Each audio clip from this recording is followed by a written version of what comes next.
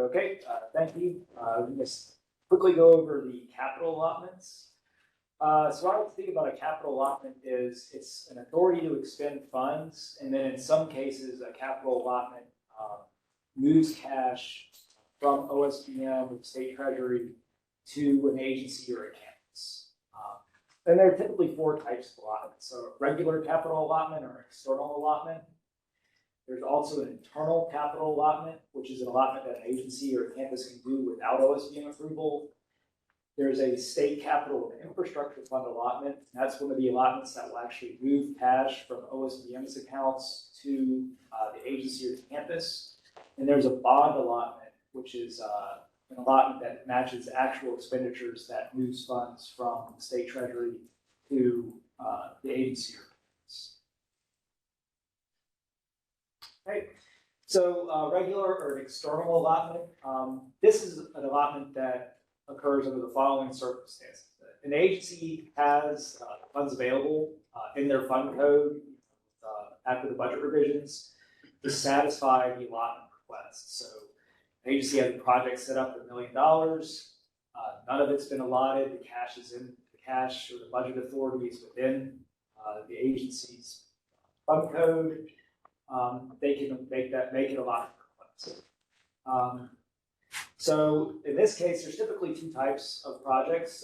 First project is a general fund supported, general fund capital project or a receipt project. If it's a receipt project, 100% of the project may be allotted at once. Or it can follow what we typically did for a general fund project. Back when we would certify general funds into the agency's budget. In this case, they would do one allotment to start the project for planning. And then when planning gets close to being completed and the construction phase is ready to be awarded, there would be a second allotment for construction, pretty much the bulk of the project cost.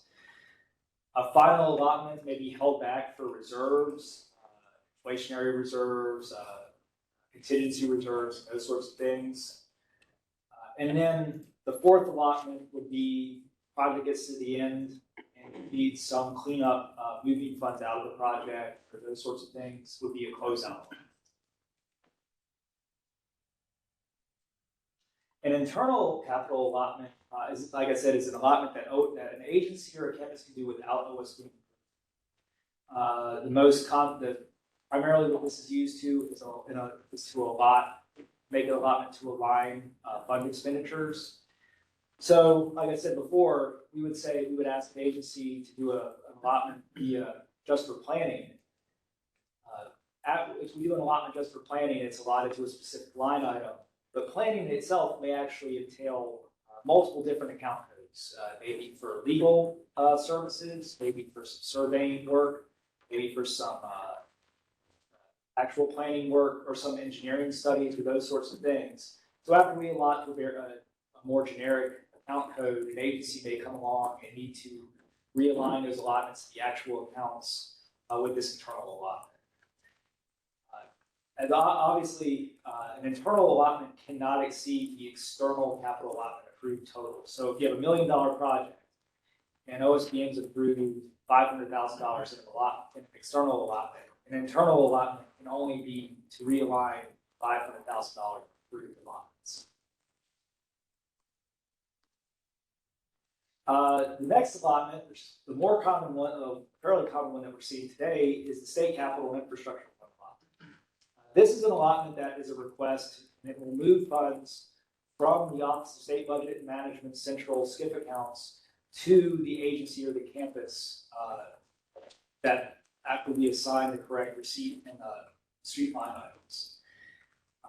For a SCIF allotment, we cannot exceed the total of the current fiscal year and previous unallotted past fiscal years. So, like I said in the previous example with the Department of Natural and Cultural Resources, there's out-year authorizations that we've set up in the budget. We cannot allot funds that have not yet been appropriated by the General Assembly. So those funds would remain unallotted until the year, unavailable for allotment until that year occurs.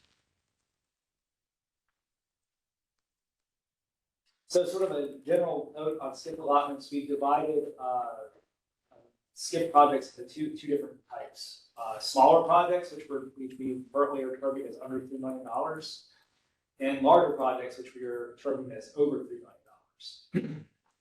So for a smaller project, our office is allowing that up to 100% of total funds, total SCIP funds that are available in the current or past fiscal years may be 100% allotted. But OSBM is asking agencies, where possible, to follow that normal allotment process that we laid out before, where we could talk about planning, construction, reserves, and then closeout. If you have an over $3 million project, we're asking the agencies allot those, based on a quarterly allotment schedule, based on the projected cash expenditures. The allotment requests that come in through IBIS should have our allotment form attached to them, or if you're the UNC campus, the corresponding UNC system office allotment. Our allotment form can be found at the link that's on this PowerPoint presentation, but if you can't click on that link, it's on the capital job aids section of the job aids area of our website. And then the next item is that if you already have the SCIP cash, so you've already made an allotment request, and we've already transferred cash to you, and you just need to realign where those funds are being spent. You don't need more money, you don't need to return money. A regular capital external allotment request is what should be made. So in this example, again, we're going back to natural cultural resources and museum history. You can see here that there's 4 different years of capital funding that's been approved by the General Assembly. Fiscal year 2022 to fiscal year 2025.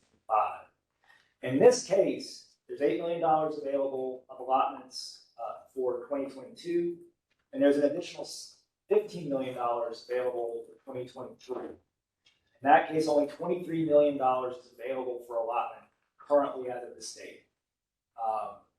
And so when selecting an allotment request, that's the only amount of funds.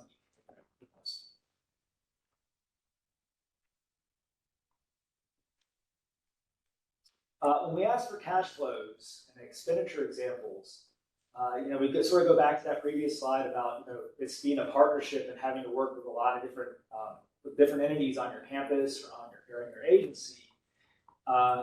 Figuring out when a project will expend would probably mean you need to consult the facility staff at your agency or campus. Figuring out when they're going to go to planning, when they expect to let for construction, and then when they're in construction, at what level do they expect to expend?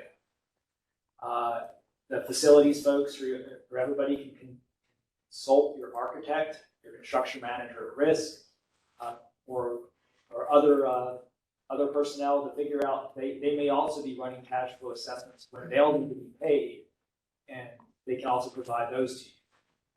Finally, our office manages the Connect and See bond, which is a $22 billion bond that has cash flow histories for individual projects and may be able to help provide an estimate based on what we've seen other projects expend.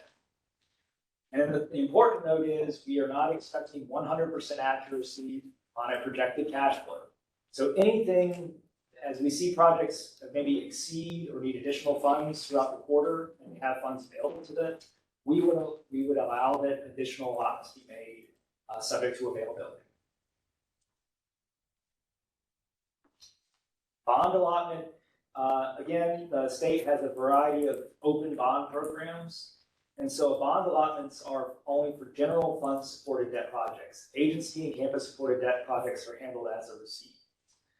A receipt supported project for an external. So a bond allotment will transfer funds from the Department of State Treasurer and OSBM directly to the agency or campus. And bond allotments can only be for current invoices. We do not allow agencies or campuses to hold bond funds in their projects unspent. They must be returned. And then this process occurs via a schedule that is again found in our capital job aid section, but it's typically twice a month. And that concludes capital allotments. If there's any questions for me or maybe for Mercy,